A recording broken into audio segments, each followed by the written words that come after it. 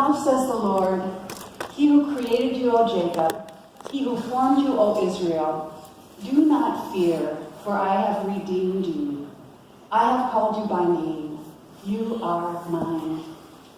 When you pass through the waters, I will be with you, and through the rivers, they shall not overwhelm you. When you walk through fire, you shall not be burned, and the flame shall not consume you. Amen. For I am the Lord your God, the Holy One of Israel, your Savior. I give Egypt as your ransom, Ethiopia and Seba in exchange for you, because you are precious in my sight and honored, and I love you.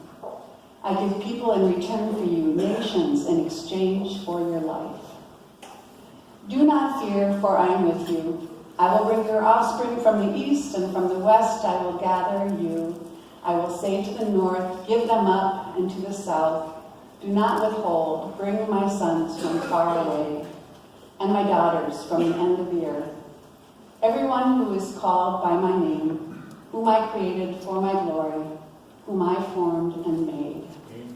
Amen.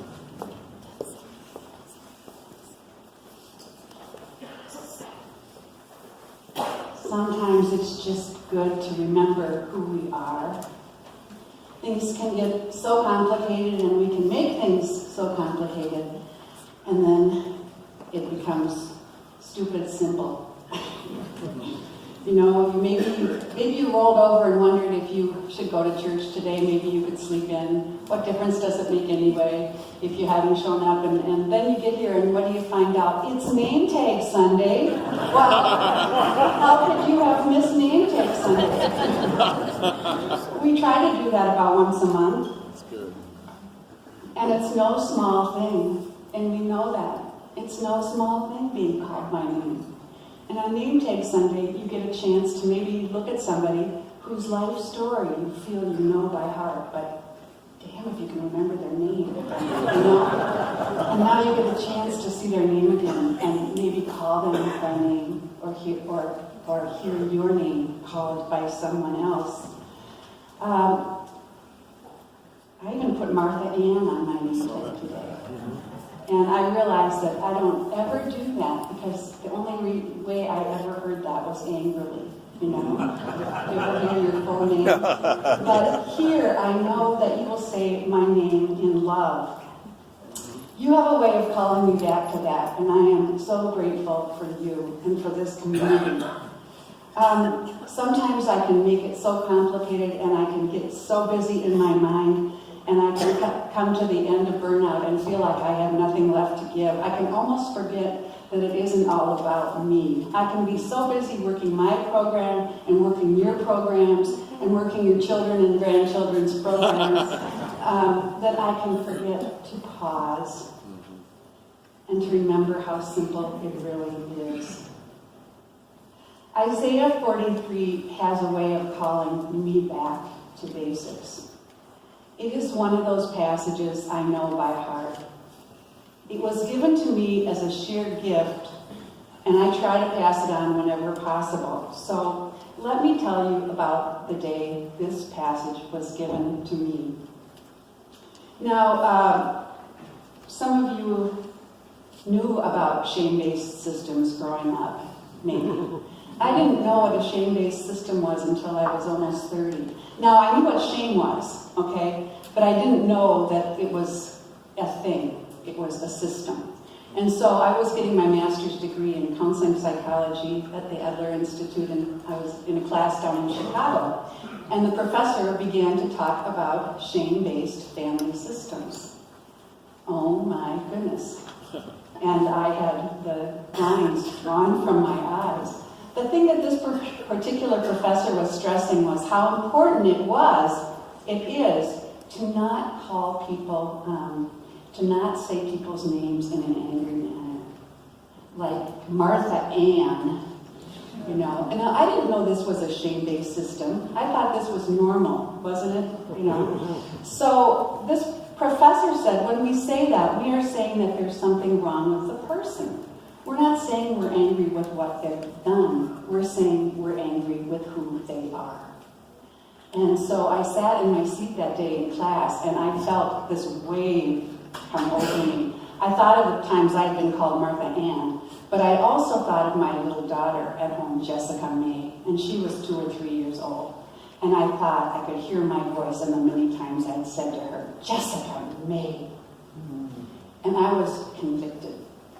I spent the rest of that class period crying. I'm sure nobody noticed. And when it came time for lunch, a woman, I didn't know anyone in the class, a woman asked me if I'd go out to lunch with her, and being desperate, I said yes. We went to a little diner in downtown Chicago. We sat down at the table. It was one of those diners where the waitresses call you sweetie and honey, and you're glad they do. And we were sitting at the table, and she said, can I read something to you? And we've been talking a little bit about shame, and I didn't really know the power and the danger and of shame. And she said, let me read you something. And I said, okay. And then as we sat at this diner, she took a Bible out of her purse. Now, I hadn't told anybody I was a minister or I was a Christian or anything else. And I really wasn't the type that would sit in the diner at Lord Perkins and pull out my Bible, but I was desperate, and she took out this Bible and she opened it to Isaiah 43. And she said, let me read this passage to you, and I want you to hear it as if God was speaking it to you. And then she read the words that we heard. In the midst of all those words was, I have called you by name. You are precious in my sight, and I love you. Those words have never left me, and I've given them to people when I've had the chance.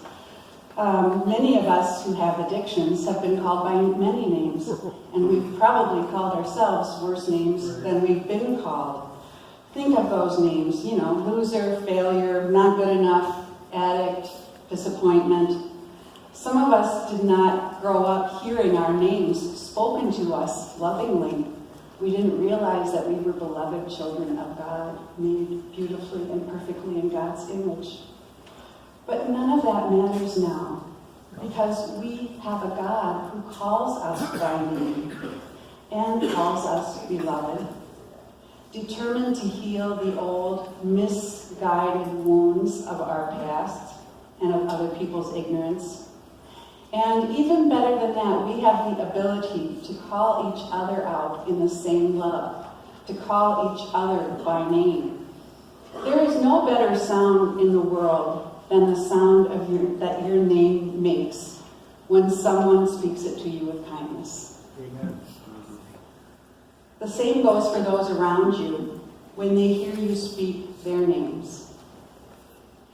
Some days it feels like it's impossible to do anything that would make a difference in this world. The world is so troubled and so negative, and the problems are so big. And then it gets really simple. We go to church and find out it's Name Tag Sunday. And it's that easy. We can call someone by name, reminding ourselves of the one who names us and loves us far beyond anything we could ever imagine. And when you forget, just close your eyes and hear again those words from the prophet Isaiah, as though they were being spoken to you, because they are. Amen.